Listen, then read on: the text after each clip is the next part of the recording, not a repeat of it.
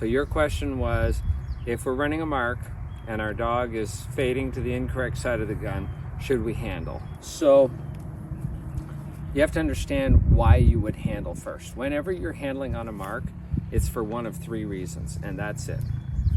The first reason that I'll talk about is failing to fight a factor.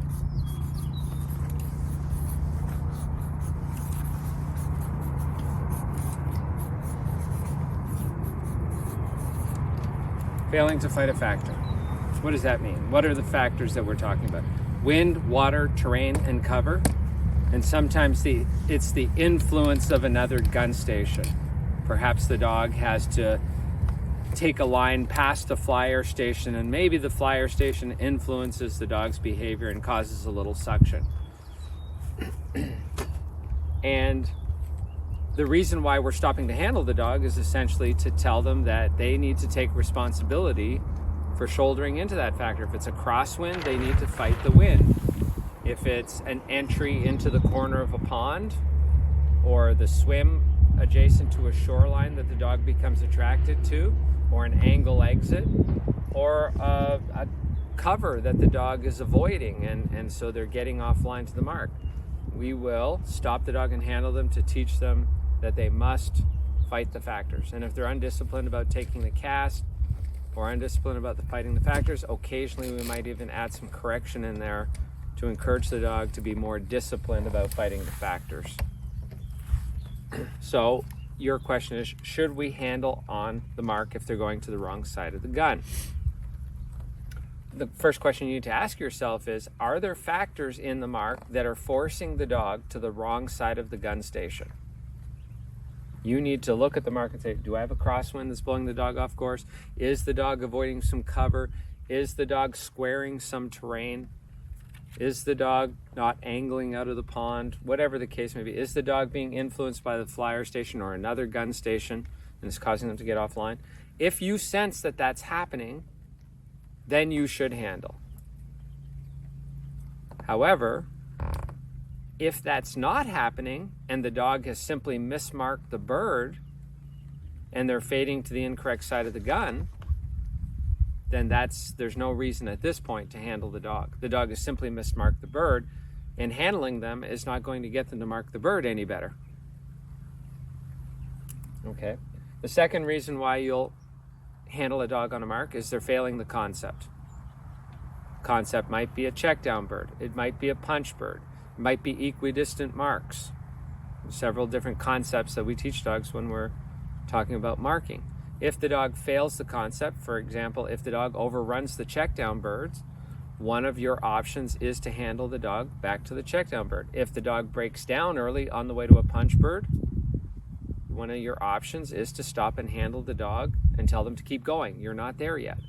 But that would be the second reason to handle a dog on a mark. It fails a concept.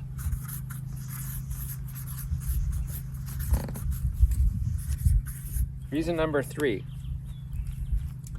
If the dog has made an attempt to mark a bird and they get lost, and there's no chance that they're going to be able to problem solve their way out of the situation, there's no way they're going to be able to recover, and the gunner can't help the dog, then you have no choice but to handle. You've got to bail the dog out of the situation they're in. So those are the 3 reasons why I will handle. No chance of recovering the bird.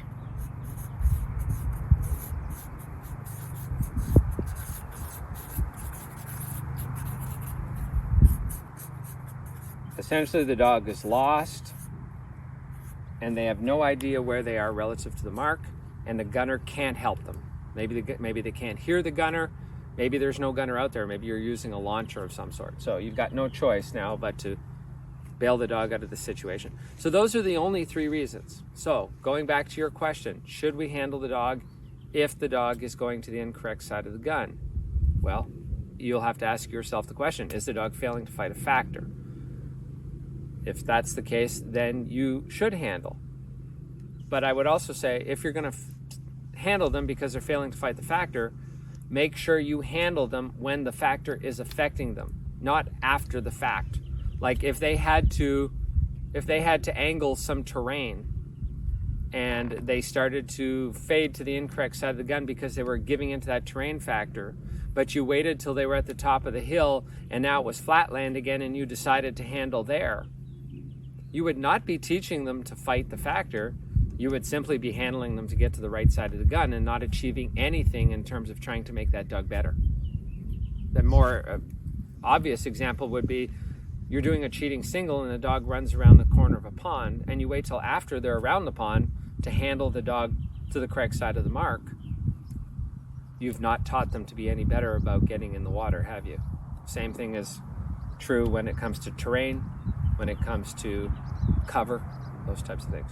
Wind obviously affects the dog the entire way to the retrieve, but the sooner you think about handling, the better. So maybe we should talk a little bit about how you should set up a mark if there are factors in it, and when is the appropriate time to handle. I'm just going to draw a mark here, gun station, the mark. All right. Here we are. We have a mark. Actually, let's not even put the gunner out there yet. Let's just put a mark out there. And now we have to decide, and this is a mark with a factor in it, whether it's a cheating single, or it's a crosswind mark, or it's a mark that the dog has to angle some terrain. What you have to understand before you actually decide where you're going to put the gunner is, what way is the factor pushing the dog? What way will the dog that's untrained or undisciplined go if they give in to the factor? And if you sense that that factor is pushing the dog in one direction, then you should throw the bird in the opposite direction. So if the factors are pushing the dog to the left, you should throw the bird to the right. Factors are pushing the dog to the left, you should throw the bird to the right. That way, the dog that's being disciplined about fighting the factors is going to end up on the correct side of the gun. The dog that isn't fighting the factors is going to end up on the incorrect side of the gun. And then when you stop to handle the dog because they're not fighting the factors, not only are you handling them to fight the factors, but also to get to the correct side of the gun station. You're accomplishing two things. And the messages, the lessons are much cleaner. So now you have to decide when you're going to handle, and that's just, it depends on what factor you're dealing with. We'll talk about wind, terrain, and the influence of other gun stations right now. What I do is I have an imaginary line between the gunner and myself. And if that dog gives into the wind or the suction of another gun station or terrain as it's going out to the mark, and it fades to that line, and I can see their trajectory is going to continue to carry them across that line, then I'm going to blow the whistle and get them stopped there and handle them toward the mark. That's sort of my guideline, my bare minimum requirement, and I'm flexible on that to some degree. I'm not going to say this is a precise science. A little bit is gut instinct, a little bit is reading what the intentions of the dog are. Do they have an opportunity? Does it look like there's an opportunity for them to recognize that they're giving into the factor and make a correction on their own without me getting involved? But again, that trajectory, what I see the trajectory as, is a pretty good indicator. Okay. Now, if I have a more well-defined factor that the dog can clearly see and I can clearly see, and I'll give you an example. This is going to be the line to the mark here. And we have a corner of a pond that the dog is supposed to take a piece of. Well, I can't wait till the dog gets all the way over here to that imaginary line. My standard is going to be much higher for holding that line. They have to get in the pond generally where they should get in the pond. And so if the dog starts to run around the pond, if I see that the dog has made a decision to run around it, I'm going to stop sooner and handle into the water. This is pretty obvious. If it's a piece of cover that looks similar to this, I'm going to do that. Sometimes cover's a little hard to get a handle on exactly what it's doing. But if I see that a piece of cover is deflecting a dog, a wall of cover is deflecting a dog, they're avoiding it, I'm going to handle them into it the same way I would if this was a cheating single on a mark.